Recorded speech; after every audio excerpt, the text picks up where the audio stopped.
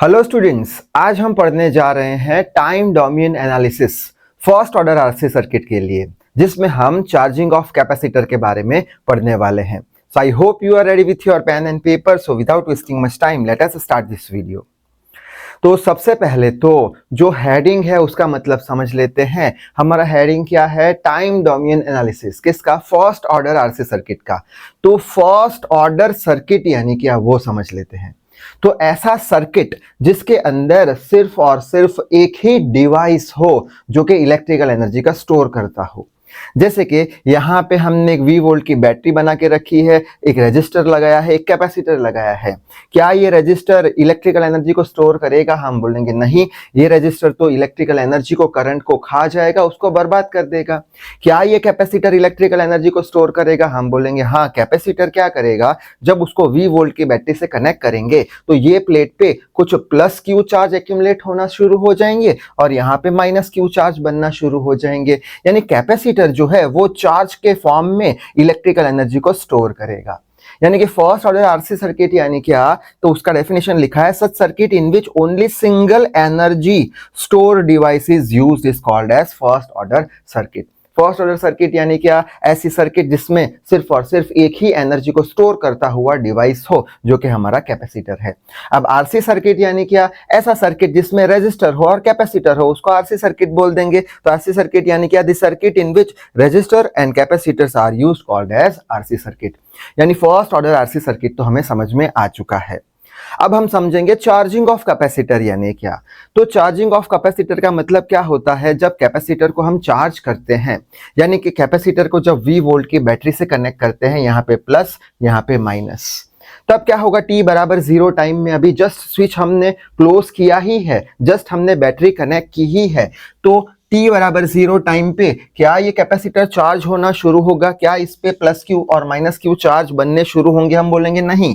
यानी t बराबर 0 पे कैपेसिटर पे चार्ज कुछ नहीं होगा। ठीक है, जैसे समय बढ़ेगा यानी t बराबर t टाइम, कुछ समय बाद उसके ऊपर क्यू चार्ज आना शुरू हो जाएगा। ठीक है, और समय बीतते बीतते t बराबर इनफाइनाइट टाइम, अनंत समय के बाद, t बराबर इनफाइनाइट अनंत समय के बाद ये जो प्लेट है उस पे अब मैक्सिमम चार्ज आ जाएगा, यानी QM हो जाएगा। यानी कि समय के साथ क्या हो रहा है? चार्ज बढ़ रहा है, यानी कैपेसिटर चार्ज हो रहा है, जिसे चार्जिंग ऑफ कैपेसिटर बोल देंगे।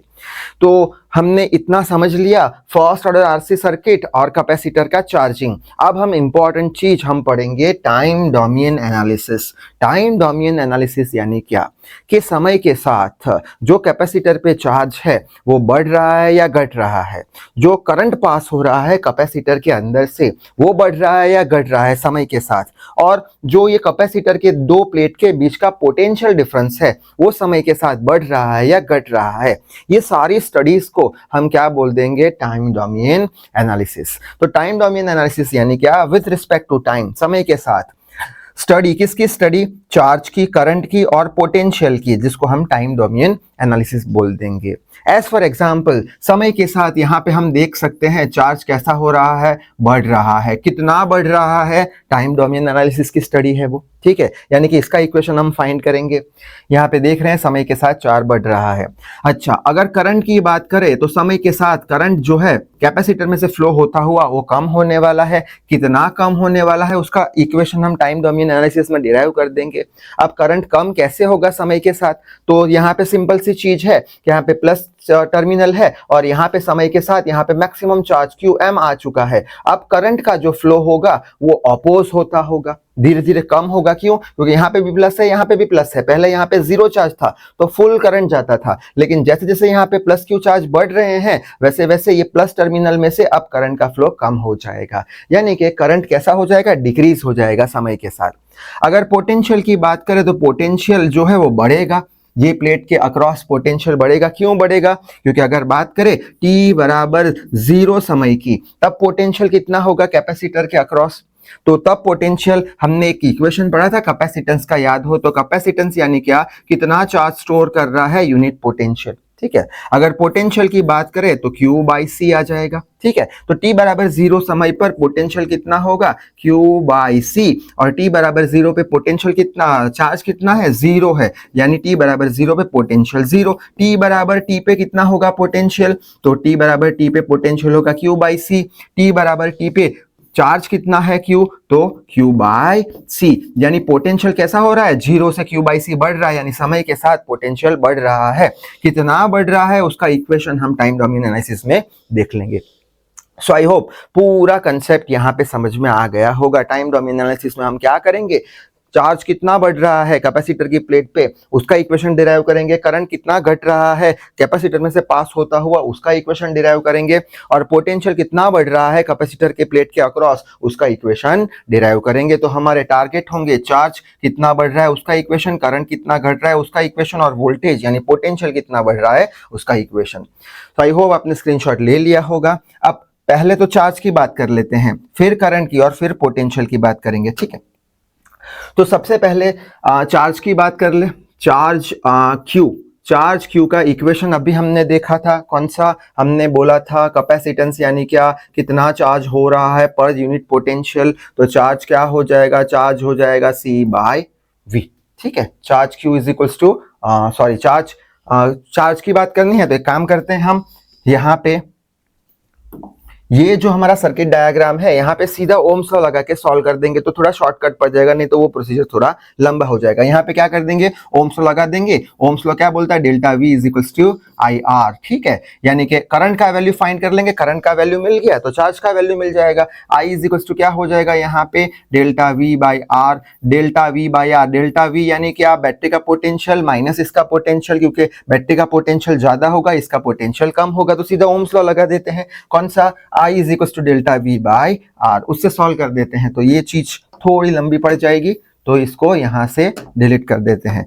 तो ओम्स लॉ लगा दिया हमने, कौन सा, I is equals to delta V by R. So I is equals to delta V यानी क्या, बैटरी का पोटेंशियल कितना है, V है, माइनस हमारा जो कैपेसिटर है उसका पोटेंशियल कितना है, अभी हमने देखा था Q बाई C के बराबर, ठीक है। अच्छा, डिवाइडेड बाय क्या है, डिवाइडेड बाय R है। यहाँ पे I इज इक्वल्स टू हम क्या लिख सकते हैं, ये C को यहाँ पे मल्टीप्लाई किया, CV minus Q, LCM C आ गया, नीचे आ गया, और R तो है ही है हमारा साथ में, ठीक है। अच्छा, यहाँ पे CV minus Q C R आ गया। अब हमें तो चार्ज चाहिए, तो चार्ज का इक्वेशन हमें पता है, कौन सा था चार्ज का इक्वेशन, अगर याद हो तो, charge is equals to rate of flow of time, rate of flow of time dq by dt। तो यहाँ पे I की जगह हम लिख लेंगे dq by dt is equals to CV minus Q divided by CR, ठीक है। अब Q वाले टर्म को साथ में लाने की कोशिश करते हैं, यहाँ पे Q है तो नीचे रख देंगे, तो dq by CV minus Q is equals to ऊपर dt चला जाएगा divided by CR, cross multiplication किया और कुछ किया नहीं है, ठीक है। आगे बढ़ लेते हैं, अब इसको इंटीग्रेट कर देंगे तो हमें चार्ज का वैल्यू मिल जाएगा। तो यहां से शुरुआत करते हैं लिखने की, यहाँ पे इंटीग्रेशन कर देते हैं, इंटीग्रेशन ऑफ क्या है हमारा, dq divided by CV minus Q is equals to हमारा आ गया ये integration of dt divided by CR, ठीक है। अच्छा, कहां से कहां इंटीग्रेट करेंगे, t बराबर 0 टाइम पे चार्ज कितना था, 0, t बराबर t टाइम पे चार्ज का वैल्यू कितना हो चुका है, q के बराबर हो चुका है, ठीक। अच्छा, अब इसका इंटीग्रेशन कैसे करेंगे, ये हमारा हो गया 1 अपॉन एक्स, अगर याद हो तो ऐसे करते थे 1 अपॉन एक्स डी एक्स, या फिर डी एक्स बाई एक्स, तो D Q by C V Q, ठीक है। 1 अपॉन एक्स का क्या होता था इंटीग्रेशन, 1 अपॉन एक्स का होता था ln x या फिर log x। तो यहाँ पे भी इसको हम x मान के चलेंगे, इसको अगर x माना तो क्या हो जाएगा इसका इंटीग्रेशन ln x यानी cv माइनस q, और साथ में जिसको x माना है उसका वापस से इंटीग्रेशन करना है डिवाइड में, अगर डिफरेंशिएशन करना है तो जिसको x माना है उसका डिफरेंशिएशन मल्टीप्लाई में करते थे, इंटीग्रेशन में जिसको x माना है उसका इंटीग्रेशन डिवाइड में करना होता है, ये रूल है मैथ्स का, ठीक है। अब इसका इंटीग्रेशन वापस से करेंगे तो CV तो कांस्टेंट है, कांस्टेंट का इंटीग्रेशन 0, तो 0 आ गया, माइनस साइन इसका लगा दिया, Q का integration with respect to Q कितना होगा, 1 होगा, तो नीचे -1 आ गया है हमारा, ठीक है। और इसको हम लिमिट में दे देते हैं, कौन सा, 0 से लेके Q, which is equals to, अब 1 अपॉन CR कैपेसिटेंस और रेजिस्टेंस तो कांस्टेंट है, इंटीग्रेशन ऑफ 0 से लेके t 1 dt का करना है, ठीक है। अच्छा, ये माइनस साइन यहाँ पे चला जाएगा तो ln हमारा हो जाएगा CV माइनस क्यू, ठीक है, और इसको लिमिट दे देंगे 0 से लेके q, ये नेगेटिव साइन यहाँ दे दिया, minus 1 upon CR integration of 1 dt का क्या होता है t, लिमिट कौन सी है 0 से लेके t। अच्छा, अब अपर लिमिट माइनस लोअर लिमिट करेंगे, q की जगह q रखेंगे, बाद में q की जगह 0 रखेंगे, तो अपर लिमिट में हम लिखेंगे CV, q की जगह q minus lower limit CV, ठीक है, और q की जगह 0, तो 0 लिखा नहीं है। अच्छा, which is equals to minus, ये अपर लिमिट माइनस लोअर की लिमिट करेंगे, t की जगह t माइनस t की जगह 0, तो 2 पर t बचेगा, डिवाइडेड बाई नीचे क्या आ जाएगा CR आ जाएगा, ठीक है। अब लॉग में हमें एक रूल पता है, अगर माइनस में हो तो डिवाइड में जाता है, प्लस में हो तो मल्टीप्लाई में जाता है।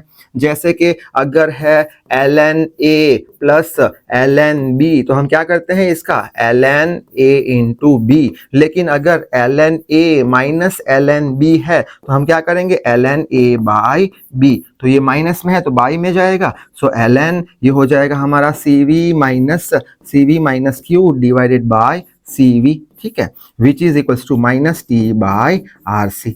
अब दोनों साइड ln से मल्टीप्लाई कर देंगे, ठीक है, तो यहाँ पे ln से मल्टीप्लाई करेंगे तो यहाँ पे ln निकल जाएगा, पावर ई बेस ई का है इसलिए, तो यहाँ पे सिर्फ और सिर्फ बचेगा CV बाई क्यू, ये हो गया CV which is equals to, इसमें ln मल्टीप्लाई किया तो ये e के पावर में चला जाएगा, माई सिंपल से रूल है मैथ्स के RC, ठीक है, यहाँ से CV कैंसिल, तो यहाँ पे 1 बचा, यहाँ पे Q बाई CV आ गया, ठीक है, और यहाँ पे क्या बचेगा e raise to minus T by R C. So I hope इतनी बात क्लियर हो चुकी होगी। अब हम क्या कर सकते हैं, यहाँ से ये जो हमारा q बाई CV है वो उसको वहां पे भेज देते हैं, तो q बाई CV को वहां पे भेज दिया, यानी प्लस साइन आ गया, e रेस टू ये 1 यहाँ पे, इसको यहाँ पे ले आएंगे तो e माइनस साइन आ गया, t बाई आर सी। शायद से बात समझ में आ रही है, ठीक है, तो जल्दी से स्क्रीनशॉट ले लो, इसको आगे चल लेते हैं, अपन आगे बढ़ा लेते हैं। ये हमारा हो गया Q, अब CV को वो साइड हम दे देंगे, तो यहाँ पे हम लिखेंगे Q is equals to CV, ठीक है, Q is equals to CV 1 minus e का power minus t by R C, ठीक है, e minus T by R C Q by CV, तो CV यहाँ पे ले गए हम, ठीक है। अब हम क्या कर सकते हैं, यहाँ पे ये जो हमारा इक्वेशन CV वाला इक्वेशन है उसको हम कन्वर्ट करेंगे किस में, हमें पता है कैपेसिटेंस C क्या होता है, कितना चार्ज स्टोर कर रहा है यूनिट पोटेंशियल पे, ठीक है, तो यहाँ से अगर हम CV की वैल्यू निकालें तो किसके बराबर हो जाएगा, Q के बराबर हो जाएगा, इसको हम Q नॉट बोल देंगे, मैक्सिमम चार्ज बोल देंगे, यानी CV को हम क्या बोल देंगे Q naught, so Q is equal to क्या हो गया, Q नॉट 1 माइनस e की power minus t by R C, ठीक है, तो ये हमारा इक्वेशन हो गया इंपॉर्टेंट, कैसे कि कैसे हमारा चार्ज जो है समय के साथ बढ़ रहा है, ठीक है। अब क्वेश्चन आएगा कि सर ये पावर में तो नेगेटिव है, यानी एक्सपोनेंशियल घट रहा है, नहीं, एक्सपोनेंशियल बढ़ रहा है। कैसे बढ़ रहा है, t बराबर 0 पे कुछ चार्ज था नहीं, t बराबर इनफाइनाइट पे क्या होगा, मैक्सिमम चार्ज होना चाहिए कैपेसिटर की प्लेट पे, तो यहाँ पे रखते हैं t बराबर इनफाइनाइट, अगर रखेंगे यहाँ पे t बराबर इनफाइनाइट, तो क्या होगा, t बराबर इनफाइनाइट समय पे चार्ज ढूंढना है, तो t बराबर इनफाइनाइट पे चार्ज कितना आना चाहिए, मैक्सिमम आना चाहिए, देख लेते हैं, t बराबर इनफाइनाइट यानी e की पावर क्या हो जाएगा माइनस इनफाइनाइट, यानी इसको हम क्या लिखेंगे 1 अपॉन e की पावर इनफाइनाइट, 1 अपॉन e की पावर इनफाइनाइट कितना हो जाता है इनफाइनाइट, 1 अपॉन इनफाइनाइट कितना 0, यानी पूरे टर्म का आंसर कितना आ गया 0, यानी कि t बराबर इनफाइनाइट रखने पर इधर आंसर 0 आ गया, 1 माइनस 0 1, यानी मैक्सिमम चार्ज कितना आ गया Q नॉट। शायद से बात समझ में आ रही होगी आपकी, ठीक है। अच्छा, तो ये हमारा हो गया इक्वेशन, एक्सपोनेंशियली बढ़ रहा है। इसका अगर हम ग्राफ बनाने की कोशिश करें तो इसका graph time versus charge versus time बनाएंगे हम। ये हमारा हो गया किसका एक्सेस, चार्ज का एक्सेस, चार्ज वर्सेस टाइम का ग्राफ हम अगर बनाते हैं तो एक्सपोनेंशियली क्या हो रहा है, बढ़ रहा है। तो मान के चलते हैं यहाँ पे चार्ज मैक्सिमम हो गया है, यहाँ पे चार्ज मैक्सिमम हो गया है। अब चार्ज एक्सपोनेंशियली बढ़ रहा है, ऐसे करके कुछ ऐसे बढ़ रहा है, ठीक है, ऐसे करके कुछ ऐसे बढ़ रहा है। अच्छा, यहाँ पे चार्ज बढ़ रहा है तो ऐसे करके हमने एक्सपोनेंशियली बना दिया कर्व। अब यहाँ पे एक चीज है कि e के पावर में क्या है, टाइम डिवाइडेड बाय RC, यानी यहाँ पे e के पावर में कुछ यूनिट है, क्या कभी ऐसा सुना है कि ई के पावर में 2 kg है या ई के पावर में 5 किलोमीटर है? ऐसा कुछ पावर में तो कुछ आता नहीं है। तो ये पावर का यूनिट हमें निकालना पड़ेगा। तो पावर का यूनिट हम कैसे निकालेंगे? तो एक नया कांस्टेंट हम रिप्रेजेंट करेंगे, इंट्रोड्यूस करेंगे, जिसे टाइम कांस्टेंट टाउ बोल देंगे। तो यहाँ पे हम आरसी जो है उसे हम टाइम कांस्टेंट टाउ बोल देंगे, जिसका यूनिट होगा टाइम का यूनिट सेकंड। ठीक है, तो यही इक्वेशन को अगर हम लिखे तो Q इज इक्वल टू क्या हो जाएगा? Q नॉट 1 माइनस ई की power minus T by tau. Tau यानी टाइम कांस्टेंट। अब टाइम कांस्टेंट है क्या उसको समझ लेते हैं। तो टाइम कांस्टेंट है क्या वो समझने के लिए टाइम कांस्टेंट का वैल्यू t के बराबर ले लेंगे। Q is equal to Q naught, ये हो गया हमारा 1 माइनस ई की पावर माइनस टी और टाउ की जगह t, तो ये हो गया हमारा Q is equal to Q naught 1 minus ये e की पावर माइनस 1। आगे बढ़ लेते हैं, Q is equal to Q naught, यहाँ पे 1 माइनस ई की पावर माइनस 1 को क्या लिख सकते हैं? 1 upon e. So Q is equal to Q naught 1 minus 1 upon e का वैल्यू क्या होता है? कैलकुलेटर पे हम चेक कर सकते हैं, 0.37 होता है। और Q is equal to Q naught और 1 माइनस 0.37 अगर कैलकुलेट करते हैं तो 0.63 आ जाएगा। ठीक है, यानी टाइम कांस्टेंट यानी ऐसा टाइम, टाइम कांस्टेंट यानी ऐसा टाइम, ऐसा टाइम, टाइम कांस्टेंट यानी ऐसा टाइम कि जब हमारा जो कैपेसिटर है उस पे जो चार्ज का वैल्यू है वो कितना हो जाए? 63% जितना हो जाए उसके मैक्सिमम चार्ज से। ठीक है, यानी कि 63% हो जाए उसके मैक्सिमम चार्ज से, यानी 100% चार्ज था उसमें से 63% इतने टाइम में हो चुका है, जिसको टाइम कांस्टेंट बोलते हैं। टाइम कांस्टेंट यानी ऐसा टाइम जिसमें कैपेसिटर 63% चार्ज हो जाए। ठीक है, अच्छा 63% तुरंत चार्ज हो जाएगा, बाद में चार्जिंग होते होते बहुत टाइम लग जाएगा, यहाँ पे कैपेसिटर 99% चार्ज हो जाएगा। ठीक है, और उसको 100% चार्ज करने में देखो ये लाइन, ये जो है मैक्सिमम Q नॉट की लाइन ऐसे है और ये चार्ज होते होते होते उसको इनफाइनाइट टाइम लग जाएगा। यानी कैपेसिटर को थोड़ा चार्ज करना आसान है, लेकिन 100% चार्ज करना बहुत ही मुश्किल है, नामुमकिन के बराबर है। ठीक है, तो ये वाला इक्वेशन हमें मिल चुका है, मोस्ट इंपॉर्टेंट इक्वेशन। तो ऐसे क्या कर रहा है? चार्ज बढ़ रहा है। सो आई होप ये भी चीज समझ में आ गई होगी। तो जल्दी से स्क्रीनशॉट ले लो। तो फर्स्ट इक्वेशन डिराइव हो चुका है। अब करंट की बात करेंगे, करंट कैसे डिक्रीज होता है। उससे पहले हम चार्ज का वैल्यू लिख लेते हैं। अभी हमने देखा था Q इज इक्वल टू क्या था? Q नॉट 1 माइनस ई की पावर, ऐसा ही कुछ था, ई की power minus T by R C, शायद से ऐसा था, एक बार चेक कर लेते हैं। Q is equal to Q naught 1 minus ई की पावर 1 माइनस ई की power T by R C. ठीक है, तो ये इक्वेशन हमने चार्ज के लिए ढूंढा, ये इंपॉर्टेंट इक्वेशन है। अब इस पे से हम करंट का इक्वेशन ढूंढेंगे कि करंट कैसे डिक्रीज होगा। तो कैसे स्टार्ट करेंगे करंट के लिए? तो करंट का equation I is equal to क्या होता था? Rate of flow of charge यानी dq बाई dt, ये तो हमें पता है। बस अब यहाँ पे I is equal to d by dt of Q का वैल्यू रख दो, जो ढूंढा था हमने क्या था? Q नॉट 1 माइनस ई की power minus T by R C. ठीक है, ब्रैकेट ओवर। अब यहाँ पे I is equal to Q naught क्या है? कांस्टेंट है, तो कांस्टेंट को हम बाहर निकाल देंगे, बचा क्या? d by D T 1 minus ई की power minus T by R C बच गया हमारा। So I is equal to Q naught. अब इसका डिफरेंशिएशन करेंगे, इस 1 का डिफरेंशिएशन कितना होता है? कांस्टेंट का डिफरेंशिएशन 0, माइनस साइन लगा दिया। e की पावर x का क्या डिफरेंशिएशन होता है? ये पूरा x मान के चलते हैं, e की पावर x का डिफरेंशिएशन e की पावर x, यानी इसको अब x मान रहे हैं, e की पावर x का, e की पावर x यानी एज इट इज लिख लेते हैं, minus T upon R C. और डिफरेंशिएशन में क्या रूल है? जो हमने x पावर माना है उसका डिफरेंशिएशन मल्टीप्लाई में लिखना होगा। इसको x माना है तो इसका वापस से डिफरेंशिएशन करो और मल्टीप्लाई में लिखो। इंटीग्रेशन में क्या था? इंटीग्रेशन करो लेकिन डिवाइड में लिखो। यहाँ पे डिफरेंशिएशन में जिसको x माना है उसका डिफरेंशिएशन करो, मल्टीप्लाई में लिखो। कैसे करेंगे? d by D T of minus T by R C का डिफरेंशिएशन कैसे करेंगे? Minus 1 upon R C, constant निकल गया बाहर, d by D T of क्या बचा? t बचा, t का विद रिस्पेक्ट टू t 1, तो माइनस 1 अपॉन आर सी। तो इसका डिफरेंशिएशन कितना हो गया? मल्टीप्लाई में लिख लेंगे, माइनस 1 अपॉन आर सी।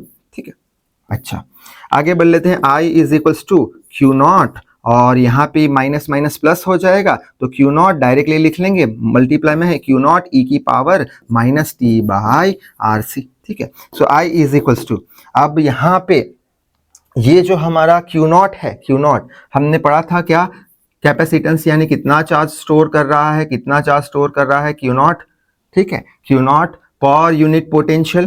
तो क्यू क्या हो जाएगा हमारा, सीवी के बराबर हो जाएगा। क्यू हमारा सीवी के बराबर हो गया। यहाँ पे कुछ रह गया हमारा ई की पावर इनटू 1/RC, ये रह गया हमारा। ठीक है, क्यू सीवी के बराबर होगा, तो यहाँ पे अगर क्यू नॉट का वैल्यू चाहिए, क्यू नॉट का वैल्यू तो क्या हो जाएगा, सीवी हो जाएगा। तो यहाँ पे क्यू नॉट का वैल्यू लिख लिया हमने, सीवी के बराबर डिवाइडेड बाय क्या है, RC है। ठीक है, which is e⁻RC। So I is equals to क्या हो जाएगा, यहाँ पे C से C कैंसिल, V/R हो गया, e की पावर -t/RC। आगे बढ़ लेते हैं, यहाँ कहाँ पे लिख लेंगे, I इज इक्वल्स टू, अब ओम्स लॉ क्या है हमारा, V is equals to IR है, तो I इज इक्वल्स टू क्या हो जाएगा, V/R। I नॉट अगर मैं बोलूँ तो V/R, तो V/R क्या हो गया, I नॉट हो गया। ठीक है, V/R I नॉट e की पावर -t/RC। तो इस तरीके से करंट डिक्रीज होगा, इस तरीके से करंट डिक्रीज होगा, एक्सपोनेंशियली डिक्रीज होगा। कैसे, हमें पता है कि I बराबर T बराबर 0 पे करंट का वैल्यू कैसा होगा, मैक्सिमम होगा, I नॉट होगा। ठीक है, T बराबर इनफाइनाइट पे क्या हो जाएगा, करंट डिक्रीज होता होता 0 हो जाएगा। तो यहाँ पे T बराबर इनफाइनाइट रख के देखेंगे, अगर 0 आ गया यानी इक्वेशन करेक्ट है, करंट समय के साथ डिक्रीज हो रहा है। तो यहाँ पे रखेंगे T का वैल्यू कितना, इनफाइनाइट, तो यहाँ पे e की पावर माइनस इनफाइनाइट, टी की जगह इनफाइनाइट लिख लिया। ठीक है, तो इसको हम लिख पाएंगे 1/e की पावर इनफाइनाइट। 1 e की पावर इनफाइनाइट कितना होता है, इनफाइनाइट 0, यानी ये पूरा टर्म किसके बराबर हो गया है, 0। 0 मल्टीप्लाई विथ आई नॉट 0, यानी आई का वैल्यू टी बराबर इनफाइनाइट पे कितना, 0, यानी करंट डिक्रीज कर रहा है। ठीक है, तो ये इंपॉर्टेंट इक्वेशन आ चुका है हमारा। अब यहाँ पे भी प्रॉब्लम क्या आया कि e की पावर में कुछ यूनिट है, t है, RC है, तो यूनिट लेस बनाना है हमें, क्योंकि e की पावर में यूनिट होता नहीं है। यूनिट लेस बनाने के लिए हम एक नया कांस्टेंट इंट्रोड्यूस करेंगे, जिसे टाइम कांस्टेंट बोल देंगे, जिसे टाउ लिख लेंगे। टाउ इज इक्वल्स टू क्या कर देंगे, RC, और इसका जो यूनिट होगा वो टाइम के बराबर होगा, सेकंड के बराबर होगा। तो यहाँ पे लिखेंगे I इज इक्वल्स टू, अच्छा सबसे पहले चलो ये इंट्रोड्यूस कर देते हैं इसको, I is equals to I naught e की पावर -t/टाउ आ गया। ठीक है, अच्छा अब ये जो हमारा एक्सपोनेंशियली डिक्रीज कर रहा है, उसका अगर हम ग्राफ बनाए, time versus charge versus time का, तो वो कैसा बनेगा, वो कुछ बनेगा हमारा ऐसे करके, ऐसे कुछ। ठीक है, ये एक्सपोनेंशियली डिक्रीज कर रहा है। और टाइम कांस्टेंट की हम बात कर रहे हैं, तो टाइम कांस्टेंट t बराबर टाउ, ऐसा एक टाइम है जिसमें क्या होगा वो देख लेते हैं, तो टाइम कांस्टेंट टाउ बराबर t रखेंगे, तब पता चलेगा टाइम कांस्टेंट क्या है। तो यहाँ पे I is equals to I naught e की पावर -t, टाउ की जगह t रखा, तो I is equals to I naught, ये हो जाएगा कैंसिल, e की पावर -1, तो 1/e, so I is equals to 1/e कितना होता है, 0.37 I नॉट। यानी टाइम कांस्टेंट एक ऐसा टाइम है जब कैपेसिटर में से जो करंट फ्लो हो रहा है वो 37% जितना रिड्यूस हो जाए उसके मैक्सिमम वैल्यू से, उसे टाइम कांस्टेंट t बोल देंगे। किसके केस में, करंट के केस में। तो ये करंट का भी हो गया, आई होप आपने स्क्रीनशॉट ले लिया होगा। ठीक है, आगे बढ़ लेते हैं। अब बचा कौन सा हमारा, पोटेंशियल। तो पोटेंशियल की बात कर लेते हैं, यहाँ पे पोटेंशियल की बात कर लेते हैं। तो पोटेंशियल के केस में क्या करेंगे हम, पोटेंशियल V क्या होता है, V is equals to Q/C। हाँ, कैसे Q/C, हमने देखा था कैपेसिटेंस क्या होता है, कितना चार्ज स्टोर करता है पर यूनिट पोटेंशियल। तो V क्या हो गया, Q/C। Q का वैल्यू तो सीधा यहाँ पे अवेलेबल है हमारे पास, रख देंगे। क्या था, Q नॉट 1 - e की पावर -t/RC। ठीक है, डिवाइडेड बाय क्या आ जाएगा हमारा, C। बस वैल्यू रख दी, V इज इक्वल्स टू, अब Q का वैल्यू ढूंढेंगे यहाँ से। Q का वैल्यू क्या होगा, Q का value Q is equals to CV, यानी Q naught is equals to CV। तो यहाँ पे Q नॉट का वैल्यू CV रख दिया, यहाँ पे बचा 1 - e की पावर -t/RC और डिवाइडेड बाय C। तो C से C कैंसिल कर देंगे, V इज इक्वल्स टू, इसको V नॉट बोल देंगे तो और अच्छा पड़ेगा। कहाँ पे लिखा था, Q naught is equals to CV naught, तो V नॉट 1 - e की पावर -t/RC। तो ये हो गया हमारा पोटेंशियल का इक्वेशन। पोटेंशियल ऐसे समय के साथ बढ़ेगा। वापस से नेगेटिव साइन देखकर हम ऐसा नहीं बोल पाएंगे एक्सपोनेंशियली है तो घटेगा, ठीक है। तो बढ़ेगा कैसे, तो हमें पता है कि t बराबर 0 पे पोटेंशियल 0 और t बराबर अनंत समय बाद पोटेंशियल कितना हो जाएगा, मैक्सिमम हो जाएगा। तो ये वाली कंडीशन चेक करते हैं कि समय के साथ क्या पोटेंशियल बढ़ रहा है। तो उसके लिए यहाँ पे क्या करेंगे, t की जगह इनफाइनाइट रखेंगे तो e की पावर माइनस इनफाइनाइट आ जाएगा। इसको लिखेंगे 1 अपॉन e की power infinite, 1 upon e raise to infinite, infinite हो गया, 1 अपॉन इनफाइनाइट कितना हो गया, 0 हो गया। यानी ये पूरा टर्म 0 हो गया। तो बचा क्या, v बराबर v नॉट, यानी t बराबर इनफाइनाइट पे हमें मैक्सिमम पोटेंशियल मिल रहा है। बस इसका ग्राफ भी अगर हम बनाए तो उसका ग्राफ चार्ज के जैसा ही होगा। ये पोटेंशियल और ये हमारा टाइम, ये एक्सपोनेंशियली बढ़ रहा है। तो ये मान के चलते हैं मैक्सिमम पोटेंशियल है कैपेसिटर के दो प्लेट के बीच का, एक्सपोनेंशियली बढ़ रहा है पोटेंशियल। तो ऐसे करके ऐसे कुछ लाइन आएगी, ठीक है। अब इसमें भी हम टाइम कांस्टेंट को डिफाइन करेंगे। यहाँ कहाँ पे ये टाइम कांस्टेंट t बराबर टाउ बोल के हम देखेंगे क्या है इसका वैल्यू, ठीक है। तो उसके लिए हम क्या करेंगे, तो ये वाला पोर्शन तो मैं निकाल देता हूँ, ये वाला पोर्शन जरूरत नहीं है। तो टाइम कांस्टेंट के लिए क्या करते थे, टाउ बराबर आरसी ले लेते थे, ठीक है। तो वही चीज करेंगे, v is equals to V not 1 minus e की power minus T by tau कर दिया। v is equals to V not और इसको किसके बराबर ले लेंगे, t के बराबर ले लेंगे, ठीक है। t के बराबर यहाँ पे रख देंगे। तो v not 1 minus e raise to minus T by t आ गया। So v is equals to V not 1 minus ये e raise to minus 1 upon e आ जाएगा। v is equals to V not 1 minus 1 upon e का value याद रखा था 0.37, v is equals to V not और 1 माइनस 0.37 होता है 0.63। यानी कि टाइम कांस्टेंट एक ऐसा वैल्यू है कि जब कैपेसिटर के दो प्लेट के बीच का पोटेंशियल डिफरेंस जो है या पोटेंशियल है वो 63% हो जाए उसके मैक्सिमम पोटेंशियल से। यानी कैपेसिटेंस का पोटेंशियल बहुत ही कम समय में हम बढ़ा देंगे, ठीक है। लेकिन 100% करना ये पैरेलल जारी है, बहुत ही मुश्किल है मैक्सिमम करना, ठीक है। बस तो आई होप ये जो टाइम डोमेन एनालिसिस था किसका, चार्जिंग ऑफ कैपेसिटर का, वो आपको अच्छे समझ में आ गया होगा। इसमें 3 इक्वेशन हमने डिराइव किए, वही 3 एग्जाम में हमें डिराइव करके आने हैं। तो इस वीडियो में बस इतना ही। Till then read hard work hard. Thank you very much.